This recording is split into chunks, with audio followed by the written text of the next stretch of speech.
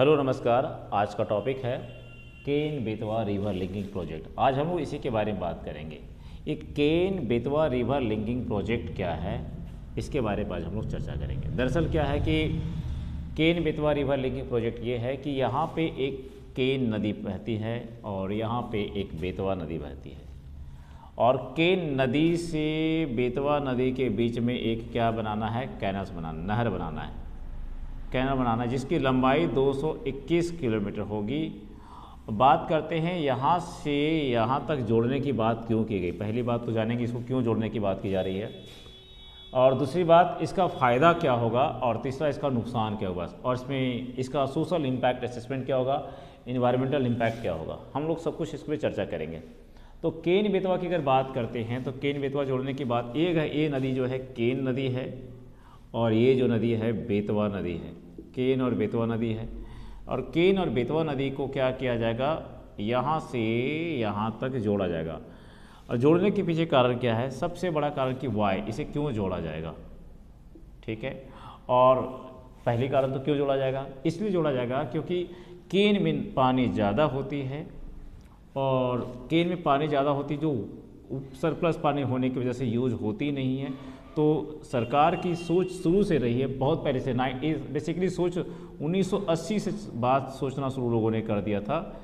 1980 से बात चलना शुरू किया कि क्यों न केन नदी के पानी को अगर बीच से अगर एक नहर बना दिया जाए और यहाँ तक ला दिया जाए तो इससे कई फ़ायदे होंगे कि जो इस एरिया में जो सूखा पड़ जाता है, बुंदेलखंड का जो एरिया है जिसमें सूखा पड़ जाता है, उससे फ़ायदा होगा। ये यूपी का एरिया है, लगभग इसमें अगर बात करते हैं 2.1 लाख हेक्टेयर ज़मीन, इसको जो लगभग इससे फ़ायदा होगा, इसमें सिंचाई की जाएगी। और बात करते हैं 8.11 लाख हेक्टेयर ज़मीन एमपी में ये सिंचाई होगा इससे। अगर पानी इससे अगर आता है तो ये जो सूखा की समस्या है, इतने ज़मीन को और इतने ज़मीन को यूपी और एमपी में क्या होगा, सूखा से निदान कर देगा, यानी छुटकारा मिल जाएगा, यानी इससे सिंचाई होगी। तो जो ये पानी आएगा रिवर के थ्रू, पानी किधर से जाएगा, केन नदी से बेतवा नदी की तरफ पानी जाएगा। और एक तो क्या होगा, सिंचाई होगा। यहाँ पे सिंचाई होने के साथ साथ क्या होगा, इस पे जो बिजली बनेगा, यहाँ पे एक दोधन डैम बना दिया जाएगा। यहाँ पे है पन्ना टाइगर रिजर्व है, यहाँ पे पन्ना टाइगर रिजर्व तो है, तो क्यों नहीं यहाँ पे क्या होगा कि एक अगर डैम बना देता है, उस डैम का नाम है दोधन डैम, ये बनाने की बात की जा रही है। दोधन डैम बना दिया जाएगा। दोधन डैम बनाने से क्या होगा, पानी से बिजली बनेगी, यानी हाइड्रो पावर। तो हाइड्रो पावर से जो बिजली जनरेट करेगी, इस प्रोजेक्ट से जो बिजली जनरेट करेगी, तो अगर हम बात करते हैं इलेक्ट्रिक की बात करते हैं, इलेक्ट्रिसिटी की बात करते हैं, तो इसे फ़ायदा क्या होगा, लगभग 103 मेगावाट जो बिजली बनेगी, 103 मेगावाट बिजली किससे बनेगा, हाइड्रो पावर से बनेगा। हाइड्रो पावर से बिजली बनेगा, तो ये फ़ायदा होगा उस एरिया लोगों को, हाइड्रो पावर से बनेगा। और करीब 27 मेगावाट बिजली जो बनेगा वो बनेगा सोलर पावर से। सोलर यानी कहते हैं सोलर पावर से भी बिजली बनेगा। तो देखा जाए कि लगभग 130 मेगावाट बिजली तो मिल जाएगा यहाँ पे इस डैम से बनाने से। एक पहला फ़ायदा क्या है, इलेक्ट्रिसिटी इतना मिलेगी, 130 मेगावाट बिजली मिलेगा। 10.5 लाख ज़मीन की सिंचाई यानी इरिगेशन होगा, और 62 लाख पॉपुलेशन लगभग इतने लाख पॉपुलेशन को क्या होगा, ड्रिंकिंग वाटर मिल जाएगा। क्या मिलेगा, ये ड्रिंकिंग वाटर मिलेगा। तो इससे 3 फ़ायदा हुआ। पहला फ़ायदा क्या हुआ कि इलेक्ट्रिसिटी,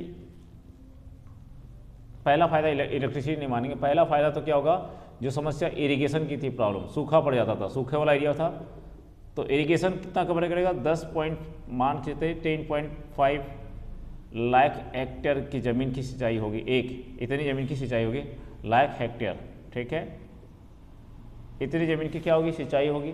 नंबर 1 इतनी ज़मीन की सिंचाई होगी।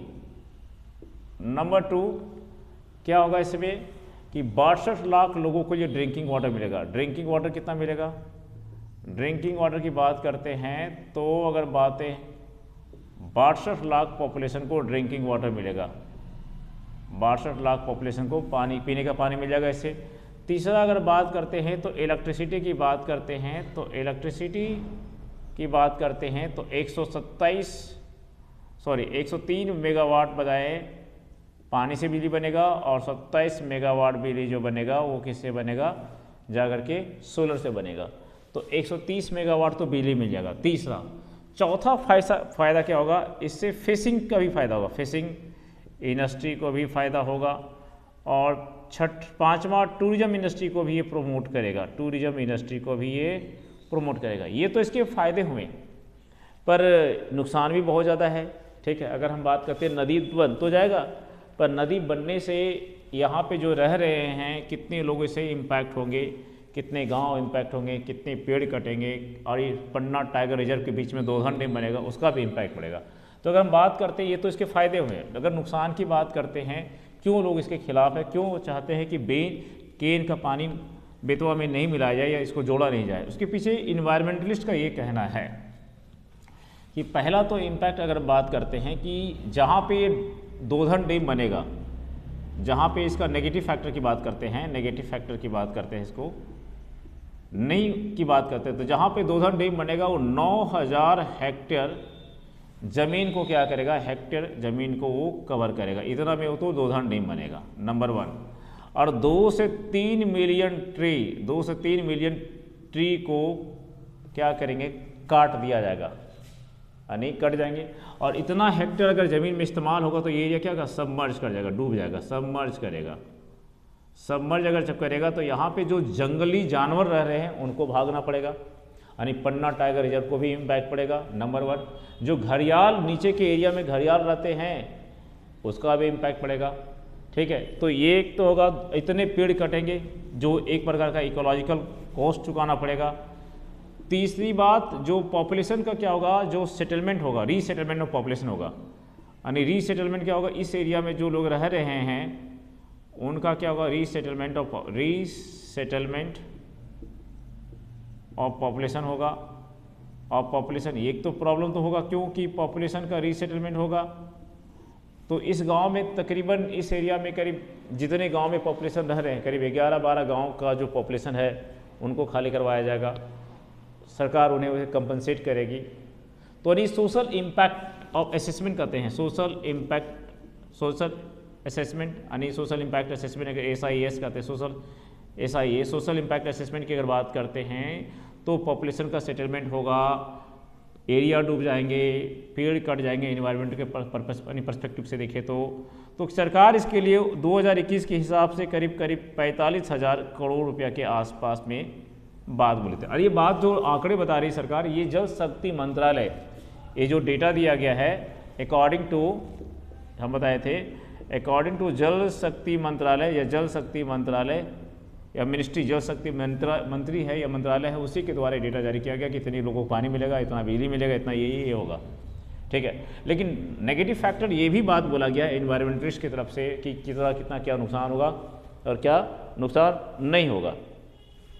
सबसे बड़ी बात यह है कि जो इकोलॉजिकल लॉस तो होगा, जो यहाँ पे पन्ना टाइगर रिजर्व है इस एरिया में, जहाँ पन्ना हम जैसे बता रहे थे, जहाँ पे दोधन डैम बनेगा, दोधन डैम जहाँ पे बनेगा वहीं पे क्या है, ये पन्ना टाइगर रिजर्व के बीच में है। ये क्या है, पन्ना टाइगर रिजर्व के बीच में है। तो ये क्या है कि यहाँ पे बनाने का मतलब ये हुआ, यहाँ पे दोधन डैम बनाने का मतलब क्या हुआ, इस एरिया में इंक्रोचमेंट होगा, तो कहीं ना कहीं यहाँ पे प्रॉब्लम तो होगी।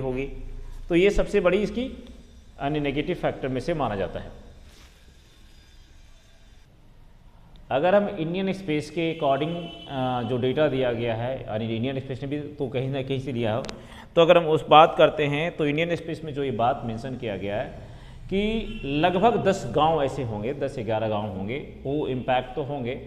साथ में जो बोला गया 98, हम फिर से बताया गया 98 स्क्वायर किलोमीटर, यानी किलोमीटर स्क्वायर का एरिया जो होगा, वो एरिया में लार्ज नंबर ऑफ क्या होंगे, डिफॉरेस्टेशन होगा, यानी एक तरह से इकोलॉजिकल इम्पैक्ट की प्रॉब्लम बात बोली गई है उसमें।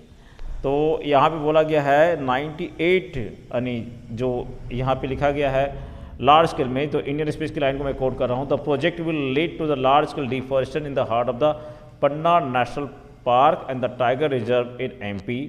Some 98 square kilometer of national park will be submerged and 2, 3 मैंने बता दिया। तो करीब 98 स्क्वायर किलोमीटर एरिया का तो इम्पैक्ट पड़ेगा जहाँ पे जंगल कटेंगे। तो ये सबसे बड़ा नुकसान अगर बात करते हैं। पॉपुलेशन का रीसेटलमेंट तो होगा, कोई बड़ी बात नहीं है, वो तो किया जाएगा, सरकार कंपनसेट दे देगी। लेकिन जो टाइगर रिजर्व है, घड़ियाल की पॉपुलेशन है, वो इम्पैक्ट इसका देखा जा रहा है यहाँ पे। अगर बात करते हैं, इसकी बात को अचानक शुरुआत नहीं हुई, जो नदी की बात जोड़ने की बात की गई है, ये बात 1980 से चल रही थी। 2005 में इसे ध्यान दिया गया, तो यूपी, एमपी और सेंट्रल गवर्नमेंट के बीच त्रिपाठी एक मेमोरेंडम भी साइन होता है। फिर वो 2008 के बाद रोका गया, फिर उसके बाद कंटिन्यू रहा है। फिर अब 2017-18 से फिर इसकी चर्चा शुरू होने लगी। अब जाके 2024-25 में इसकी क्या दोधन डैम की फाउंडेशन डाली गई। इसको बनने में टोटल 8 साल लग जाएंगे। 2 फेज में इसे बनाया जाएगा। पहला फेज तो होगा दोधन डैम बनाया जाएगा, उसके कॉम्प्लेक्स बनाया जाएगा।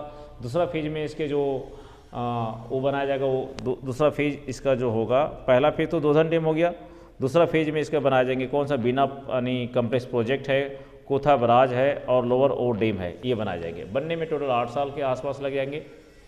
तो अब आगे देखा जाता है ये कितना काम करता है, नहीं काम करता है। ये क्वेश्चन बेसिकली इससे क्वेश्चन पूछ सकता है, इसका इन्वायरमेंटल इम्पैक्ट क्या है, नहीं है, उससे रिलेटेड क्वेश्चन पूछ सकता है। जिस मकसद से बनाया जाए, कहीं ऐसा तो नहीं हो कि नदी का यानी फ्लो अगर उल्टा हो जाए, रिवर्स हो जाए, तो उसका इम्पैक्ट क्या होगा, क्या ऐसा क्वेश्चन हो सकता है। तो इसे ज्योग्राफी में भी इसे मिला के क्वेश्चन देखा जा सकता है, क्वेश्चन पूछा जा सकता है, और इन्वायरमेंट एंड इकोलॉजी के पर्सपेक्टिव से इसको पूछा जा सकता है। तो ये रहा Ken Betwa water level linking project का एक रिव्यू रहा, जो इंडियन एक्सप्रेस में दिया था, हम उसको डिस्कस किया। अगले वीडियो में फिर कुछ दूसरे टॉपिक पे, ठीक है। तब तक के लिए thank you, bye bye, take care.